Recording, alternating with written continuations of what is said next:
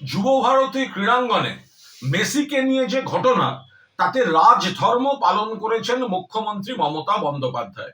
তদন্তের নির্দেশ দিয়েছেন একদিকে পুলিশের, অন্যদিকে অবসরপ্রাপ্ত বিচারপতি অসীম রায়, তাকে দিয়ে একটি কমিটি।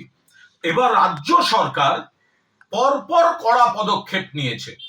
একদিকে ডিজি রাজীব কুমার, সিপি বিধাননগর মুকেশ কুমারকে শোকজ করা, একাধিক পদাধিকারীর বিরুদ্ধে ব্যবস্থা নেওয়া থেকে শুরু করে সিট গঠন, দক্ষ অফিসারদের নিয়ে সিট গঠন, মুখ্যমন্ত্রী রাজধর্ম পালন করেছেন। অন্যদিকে এই তদন্ত যাতে নিরপেক্ষ থাকে সেজন্য ক্রীড়ামন্ত্রী পদ থেকে ইস্তফা দিতেছে ক্রীড়ামন্ত্রী অরূপ বিশ্বাস।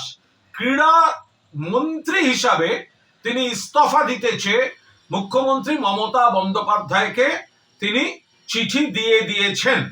এ ব্যাপারে সিদ্ধান্ত বিবেচনা করছেন মুখ্যমন্ত্রী, কিন্তু অরূপ বিশ্বাস তিনি চিঠি দিয়ে দিয়েছেন। আমাদের বক্তব্য, এটা মমতা বন্দ্যোপাধ্যায় মুখ্যমন্ত্রী বলে এবং তৃণমূল কংগ্রেসের সরকার বলেই এই রাজধর্ম পালন চলছে। 1980 সালের 16ই অগস্ট ইডেনে মোহনবাগান ইস্টবেঙ্গল ম্যাচে কুরুক্ষেত্র 16 জনের মৃত্যু।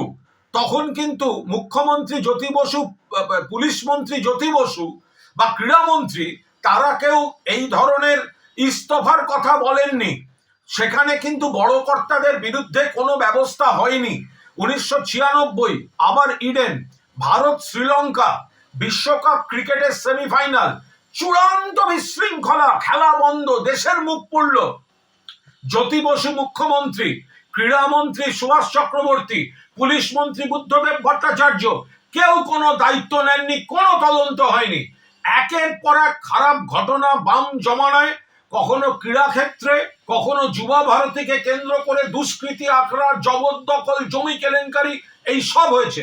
কিন্তু আজ পদক্ষেপ নিতে শুরু করে মমতা বন্দ্যোপাধ্যায় রাজধর্ম পালন করেছেন এবং অরূপ বিশ্বাসও এই তদন্তের প্রতি পূর্ণ আস্থা রেখে মুখ্যমন্ত্রী যখন তদন্ত করাচ্ছেন, সেই তদন্ত যাতে নিরপেক্ষ থাকে, সেই নিরপেক্ষতার স্বার্থে তিনি ইস্তফা দিতেছে মুখ্যমন্ত্রীকে চিঠি পাঠিয়ে দিয়েছেন। মুখ্যমন্ত্রী চূড়ান্ত সিদ্ধান্ত বিবেচনা করছেন।